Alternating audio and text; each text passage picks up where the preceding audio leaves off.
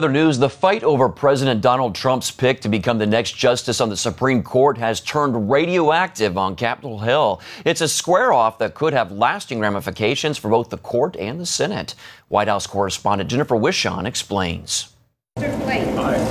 Mr. Crapo. Aye. Mr. Tillis. Aye. Voting along party lines, members of the Senate Judiciary Committee approved Judge Neil Gorsuch's nomination to the Supreme Court, setting up a vote, or more accurately, a showdown in the full Senate later this week. Judge Gorsuch has crossed his first hurdle, but to ensure he makes it to the bench of the Supreme Court, looks like Republicans may have to use the nuclear option. That is, change the rules so Gorsuch can be approved by a simple majority of 51 votes instead of 60. Senate Majority Leader Mitch McConnell has indicated he will go nuclear if he has to.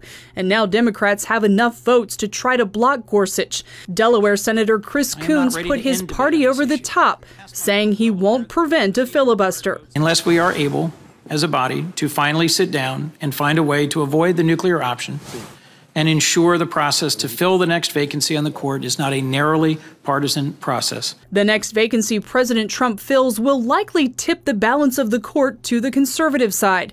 For some Democrats, resistance to Gorsuch is payback for Republicans not holding a hearing last year on President Obama's 11th hour nominee, Judge Merrick Garland. I think it's obvious that the Senate is not a healthy institution. But there's mounting pressure to avoid the nuclear option. Some Republicans fear the fallout could be irreparable and urge McConnell to preserve the 60-vote rule.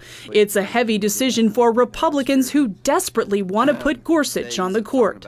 We're headed to a world where you don't need one person from the other side to pick a judge. And what does that mean? That means the judges are going to be more ideological, not less. It means that every Senate seat is going to be a referendum on the Supreme Court.